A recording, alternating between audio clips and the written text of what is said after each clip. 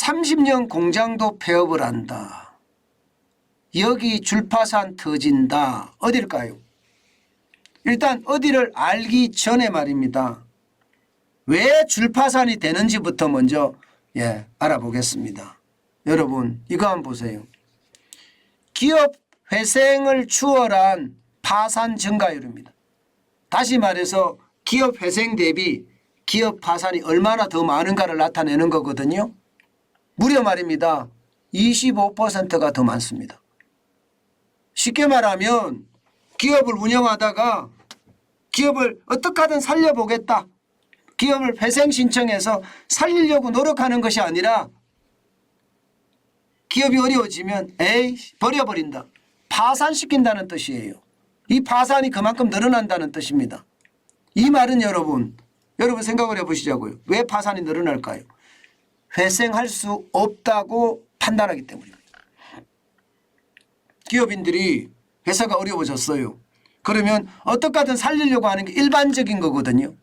그런데 살릴 수가 없다. 게다가 살려봤자 의미 없다. 이렇게 생각하는 사람들이 많아지니까 회생을 선택하지 않고 파산을 선택하는 거라 이렇게 생각할 수 있거든요. 그런데 이게 2023년 1월에 더 심해졌다는 겁니다. 더 심해졌다. 여러분 이 지표 한번 보세요. 지금까지 일반적으로 보면 말입니다. 이게 법원 통계 월보에 나온 이야기거든요. 2017년만 하더라도 699개 기업이 파산을 했다면 회생은요 1451개입니다. 파산이 훨씬 적죠. 어떻게 하든 살려보자 이거잖아요. 그죠? 어떻게 하든 살려보자. 2019년에도 마찬가지입니다. 어떻게 하든 살려보자가 핵심입니다. 파산은 931개고요. 기업 회생은 1722개입니다. 그리고 2020년도 마찬가지입니다. 이게 점점 높아지기는 하지만 파산은 1069개고요. 회생은 1559개입니다. 2021년도 비슷합니다. 그런데 2022년도부터 분위기가 바뀌어요. 분위기가. 지금 보시다시피 회생은 1047개고요. 파산은 1004개예요. 야, 이것은 여러분 이제 더 이상 못 버틴다. 30년 된 공장, 40년 된 공장 폐업한다는 말이 이제 현실화된다. 그게 말입니다. 더 심각한 것은 여러분 2023년입니다. 2023년 1월에 보면 파산은요. 이게 105개가 됩니다. 회생은 84개고요. 84개가 105개가 됐다는 얘기. 그러면 25% 늘어났다는 이야기가 틀린 말이 아니죠. 굉장히 많이 늘어난 거예요. 그럼 많은 사람들이 파산을 선택한다는 겁니다. 이것은 여러분 솔직히 제가 이렇게 말해서 좀 강하게 말하는 것 같기는 한데요. 나라가 망해가는 겁니다. 기업가 정신이라는 게 도전 정신이잖아요.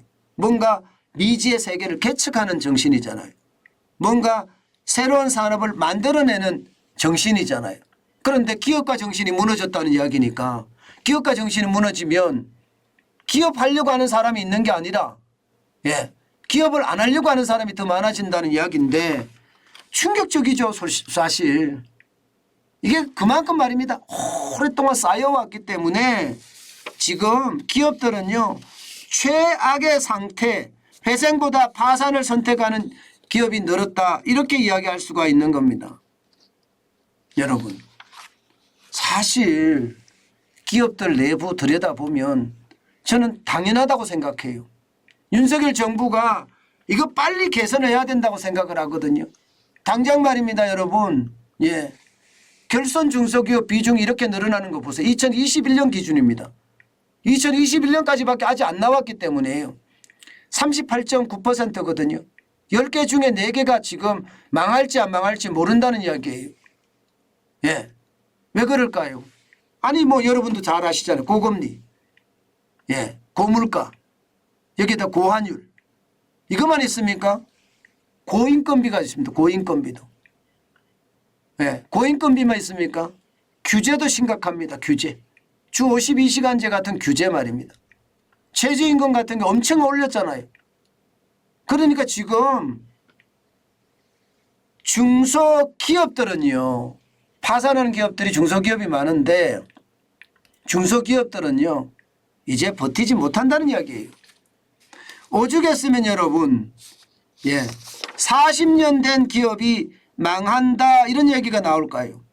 이게 남동공단에서 한때 잘 나가던 기업들이었는데 그런 기업들이요 지금 무지막지하게 폐업을 한다는 뜻이고요.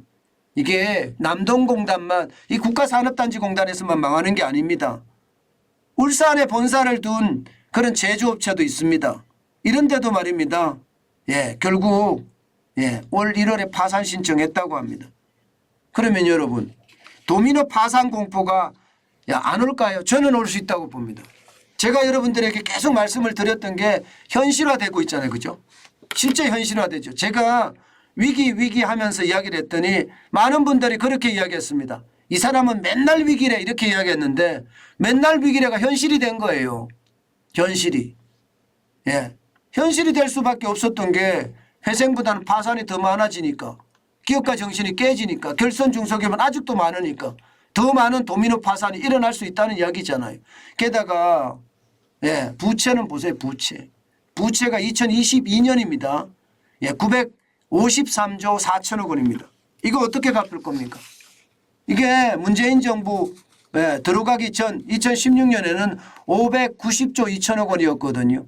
이게 61.54%가 늘어나서 363조 2천억 원이 늘었습니다. 그러니 여러분 시장에는요 그런 얘기가 나옵니다. 통제 방역을 너무 오랫동안 한 바람에 실물 경제가 무너졌고요.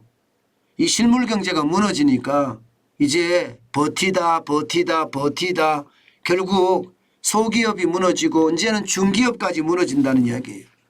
게다가 여러분 한 달에 파산이 105개가 된다는 것. 이것은요 없었던 일입니다. 거의 없었던 일입니다. 1월 한 달 만에 100건이다. 아마 이것은요 아마 거의 경험하지 못한 일입니다. 결국 말입니다. 지금 실물 경제에서는요 경험하지 못한 일이 터지고 있다. 이렇게도 이야기할 수가 있다. 저는 그렇게 생각합니다. 여러분 파산의 위기라는 게 이렇게까지 왔다는 것은 앞으로 우리가 좋아질까? 기업가 정신이 무너졌는데 우리 경제가 버텨낼 수 있을까? 저는 이런 생각 진짜 많이 하거든요. 그 어느 때보다 이 정부 말입니다. 이 정부. 윤석열 정부. 굉장히 빠른 속도로 기업의 개혁을 단행해야 됩니다. 그래야만 지금 기업들이 제자리를 잡아가지 않을까 그런 생각 진짜 많이 하고요. 시장 개입 그만했으면 좋겠어요. 지금 지난 정부처럼 너무 시장 개입을 많이 하는 걸 보니까 이게 결국 기업들이 더 빨리 망하게 하는 것은 아닐까 저는 그런 생각도 많이 하거든요. 엊그저께는 농림수산식품부 장관이 식품기업들 불러서 가격 올리지 마 이렇게 이야기했다는 말 들었습니다. 이렇게 가면 시장은 더 무너질 수 있다는 거 모를까요? 제발 오히려 규제를 빨리 풀어주고 기업의 지원을 더 아끼지 않으면서 기업이 펄펄 날 수 있게끔 만들어줘야 되는데 그게 늦어진다는 게 참 안타까운 현실이다. 그 말씀 드리고 싶습니다.